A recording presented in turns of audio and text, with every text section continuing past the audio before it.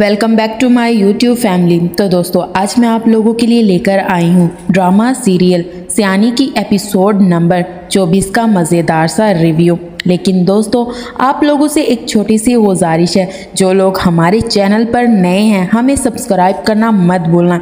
इसी तरह से तो आपको अपने मनपसंद ड्रामे की लेटेस्ट एपिसोड का रिव्यू आसानी के साथ मिलता रहेगा। Thank you. तो दोस्तों आखिरकार जो है किरण और नुसरत आरा की जो बातें हैं, दोनों माँ बेटी जो बातें कर रही होती हैं वो बीजान सुन ही लेती है। लेकिन बीजान को जो है अपने कानों पर यकीन नहीं आ रहा था, क्योंकि ऐसी हरकत वो दोनों माँ बेटी पहले भी एक बार कर चुकी हैं। क्योंकि उन्होंने उजाला को अपने रास्ते से हटाने की पूरी प्लानिंग की थी, लेकिन उन्हें इस चीज़ का बिल्कुल अंदाज़ा नहीं होता। जो बातें वो दोनों माँ बेटी आपस में कर रही होती हैं वो सारी की सारी बीजान सुन लेती है। लेकिन बीजान ये बातें सुनकर ज़्यादा बर्दाश्त नहीं कर पाती और बेहोश होकर गिर जाती है। लेकिन किरण और उसकी माँ को तो बिल्कुल भी एहसास नहीं होता कि हमसे कितनी बड़ी गलती हो गई है। वो तो ये चाह रही होती है कि जान छूटे और बीजान मर जाएं, ताकि हमारा पोल जो है वो किसी के सामने ना आ सके। दोनों माँ बेटी अपनी चालाकी से घर वालों को आवाज़ देना शुरू कर देती हैं, सिर्फ इसलिए कि हम लोगों को हमदर्दी है बीजान से। बीजान बेहोश होकर गिर गई हैं। जैसे ही बख्तियार, हलीमा और उजाला आती हैं वो रोने शुरू लग जाती हैं। वो रोना शुरू हो जाती हैं कि बीजान को क्या हुआ है आखिर। लेकिन वो दोनों माँ बेटी बार बार यही झूठ बोल रही होती हैं कि पता नहीं हम लोग रूम से बाहर निकल कर आए तो देखा बीजान नीचे गिरी हुई थी। यहाँ तक कि बख्तियार एम्बुलेंस को बुलाकर बीजान को अस्पताल ले जाता है। यहाँ पर डॉक्टर आकर जो है नुसरत आरा और किरण को ये खुशखबरी सुनाते हैं कि बीजान जो है पैरालाइज हो गई है। अब वो ना ही बोल सकती है ना ही चल फिर सकती है। लेकिन हलीमा और उजाला जब ये बात सुनती हैं वो तो अपने आप पर काबू ही नहीं रख पा रही होती, क्योंकि बीजान ने उन्हें माँ बनकर पाला, हर वक्त उन दोनों की हिफाजत की, उनके साथ ढाल बनकर खड़ी रही। लेकिन अब क्या हो सकता है? एक तो बीजान सारी किरण की और उसकी माँ की हकीकत जान लेती है, लेकिन अब उसकी तबीयत ख़राब होने की वजह से वो कुछ बात भी जो है उजाला और हलीमा को नहीं बता सकती। यहाँ तक कि उजाला और हलीमा अपनी नानी को इस हालत में देखकर बहुत ज़्यादा अपसेट होते हैं। लेकिन दोस्तों अब क्या हो सकता है? तो दूसरी तरफ जो है किरण और उसकी अम्मी वही चाल जिसमें वो अपना मकसद हासिल करना चाहते हैं कि उजाला को हम हर हाल में अपने रास्ते से हटाएंगे। जबकि बीजान जब तंदुरुस्त थी वो उन्हें यही समझाती थी कि उजाला एक यतीम बच्ची है और इसके साथ तुम इतना जुल्म ना करो।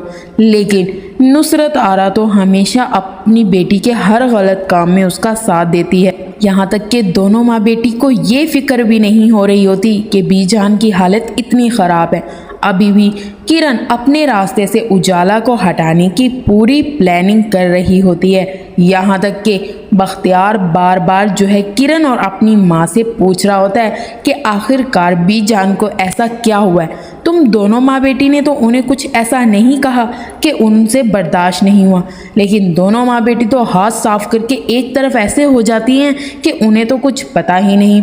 उल्टा जो है उजाला पर इल्ज़ाम डाल रहे होते हैं कि उजाला की परेशानी में बीजान का ये हाल हुआ है। अब इस लड़की को जल्द से जल्द इस घर से रुखसत कर दें बीजान की ज़िंदगी में ही।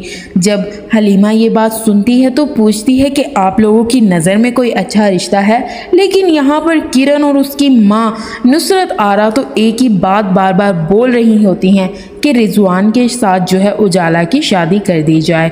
लेकिन यहाँ पर बख्तियार और हलीमा कहते हैं कि इतनी जल्दी क्या है, कोई हम मुनासिब सा रिश्ता तलाश कर लेते हैं। लेकिन दोनों माँ बेटी झूठ पे झूठ बोल रही होती है और कह रही होती है बीजान ने ही कहा है कि रिजवान से उजाला की शादी कर दी जाए। जब हलीमा जाकर उजाला को ये सारी बात बताती है तो उजाला को अपने कानों पर यकीन नहीं आ रहा होता, क्योंकि उसे पता है उसकी बीजान उसके लिए कभी ऐसा गलत फैसला ले ही नहीं सकती।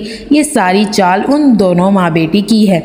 लेकिन हलीमा उजाला को समझा रही होती है, देखो मैं कब तक तुम्हारी ढाल बनकर तुम्हारे साथ खड़ी रहूँगी। मेरा कहना मान लो और जाकर रिजवान से शादी कर लो। कम से कम तुम्हारा अपना घर तो होगा।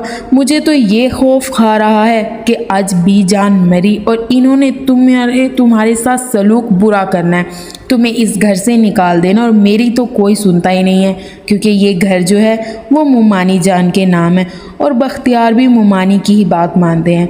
आखिरकार उजाला अपनी बहन की ये मजबूरी देखकर जाकर अपनी मुमानी और किरण बख्तियार के सामने हाँ कर देती है। लेकिन हाँ के साथ वो उनसे एक बात भी कहती है दोस्तों, कि मेरा तुम लोगों के साथ कोई ताल्लुक़ नहीं रहेगा रिजवान से शादी के बाद। शादी के बाद ना कभी आप लोग मुझसे मिलेंगे, ना ही मैं आपको अपनी शक्ल दिखाऊंगी। उजाला की इन बातों से फ़र्क किसको पड़ना है? सिर्फ़ और सिर्फ हलीमा को। बख्तियार को भी थोड़ा बहुत कहीं ना कहीं अफसोस है, क्योंकि उसने उजाला को अपनी बहन ही तस्लीम किया है, लेकिन वो अपनी माँ और बहन के हाथों मजबूर है। ये कहकर उजाला वहाँ से चली जाती है तो बख्तियार शादी की तैयारियां शुरू कर देता है। वो रिजवान को कहता है अपनी बहन को लेकर हमारे घर आओ और इज्जत से उजाला का रिश्ता मांग लो, जल्द अज जल्द हम रुखसत करना चाहते हैं। रिजवान इस बात को सुनकर खुश हो जाता है और अपनी बहन को लेकर जो है उजाला के घर आ जाता है। यहाँ पर हलीमा रिजवान से कुछ बातें पूछ रही होती है कि तुम काम क्या करते हो, जबकि वो झूठ पे झूठ बोल रहे होते हैं। इंतहाई निकम्मा और काम चोर है रिजवान, इसके बस की कोई काम नहीं है। लेकिन उसकी बहन फिर भी उजाला को ही ताना दे रही होती है कि इनकार हो गया था पहले भी, लेकिन अब हमें यहाँ शादी नहीं करनी थी। ये तो मैं अपने भाई के हाथों मजबूर होकर दोबारा इस घर में कदम रखा है। लेकिन आखिरकार जो है घर वाले जो है उजाला का रिजवान से रिश्ता तय कर ही देते हैं और निकाह की तारीख जुम्मे की रखते हैं। हलीमा जाकर ये बात उजाला को बताने के लिए जाती है तो यहाँ पर सब लोग खुशी से मिठाई खा रहे होते हैं। तो दूसरी तरफ नुसरत आरा साहिबा बीजान का मजाक उड़ाने के लिए मिठाई की प्लेट सजाकर जो है बीजान के पास जाती है और उन्हें कहती है कि मुबारक को उजाला का रिश्ता तय हो गया है। लेकिन बीजान को जब रिजवान का नाम सुनती हैं तो उन्हें रोना आ जाता है, क्योंकि वो बहुत बेबस हैं। वो अपनी बेटी उजाला के लिए कुछ नहीं कर सकती। लेकिन नुसरत आरा बीजान की इसी बेबसी का मजाक उड़ा रही होती है। बीजान के हाथ में कुछ नहीं है, ये कहकर वहाँ से नुसरत आरा चली जाती है और बीजान जो है वो किरण और उसकी माँ की बातों को याद कर रही होती है कि काश मेरे पास ये बेबसी ना होती तो मैं दोनों माँ बेटी का पोल घर वालों के सामने खोल देती। लेकिन दोस्तों अब कुछ नहीं हो सकता। तो दूसरी तरफ उजाला एक तरफ तो शादी से हाँ कर देती है, लेकिन अपने दिमाग और अपने दिल से जोहेब को नहीं भूल पा रही होती। लेकिन उसके हाथ में कुछ नहीं है, वो वही करेगी जो उसकी मुमानी और उसके घर वाले कहेंगे। जोहेब ने उजाला से सच्ची मोहब्बत की और वो उसी से शादी करना चाहता था, लेकिन किरण की हिमाकतों की वजह से उन दोनों के दरमियान दरार पैदा हो गई है। लेकिन उजाला ने अब रिजवान से शादी से हाँ कर दी है। तो दूसरी तरफ जो है किरण जो जोहेब को कॉल करके सारा वाकया बताती है कि हमने जो है उजाला का रिश्ता तय कर दिया है और तुम्हें इनविटेशन कार्ड भेजा है, अपनी फैमिली के साथ ज़रूर आना। जैसे ही जोहेब ये बात सुनता उसे यकीन नहीं आ रहा होता, क्योंकि ऐसा कैसे हो सकता है। वो उजाला से शादी करना चाहता है और वो भी रिजवान से। उजाला कैसे हाँ कर सकती है? उसे उसकी मजबूरी का थोड़ा बहुत इल्म तो होता है। ये सब किरण भाभी कर रही हैं ताकि वो मुझे और उजाला को एक दूसरे से दूर कर सके। तो दूसरी तरफ रिजवान का नाम सुनकर जोहेब उजाला को कॉल करता है, लेकिन उजाला रो रही होती है और वो जोहेब की कॉल अटेंड नहीं करती। तो दूसरी तरफ हलीमा बख्तियार को कह रही होती है मैं अपनी बहन को हर चीज़ दूंगी जिसकी एक लड़की को ज़रूरत होती है। तो यहाँ पर दोनों मियाँ बीवी बातें कर रहे होते हैं कि जोहेब की बख्तियार के पास कॉल आती है और वो उसे मना कर रहा होता है कि बख्तियार भाई प्लीज़ उजाला के साथ ये जुल्म ना करें, उसकी रिजवान से शादी ना करें। लेकिन बख्तियार उसकी एक नहीं सुनता, उसे चार बातें सुनाकर फ़ोन रख देता है।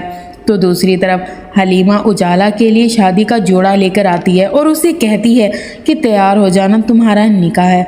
तो दूसरी तरफ ज़ुहैब उजाला के घर पहुंच जाता है। उजाला उसे मिलती है तो उजाला को कहता है इस शादी से इनकार कर दो, तुम ऐसा अपने साथ नहीं कर सकती। वो उजाला के घर वालों से कहता है मैं अपने घर वालों को मनाकर तुमसे शादी के लिए उन्हें लेकर आऊँगा, लेकिन बख्तियार गुस्से में जो है ज़ुहैब को धक्के देकर घर से बाहर निकाल देता है। सब उजाला को बुरा भला कह रहे होते हैं, लेकिन यहाँ पर ज़ुहैब बहुत परेशान होता है। तो दूसरी तरफ उजाला, इन दोनों के दरमियान दरार किरण ने पैदा की है। दोस्तों उम्मीद करती हूँ ये एपिसोड आपको अच्छा लगा होगा। नेक्स्ट एपिसोड के लिए हमें सब्सक्राइब करना मत भूलना।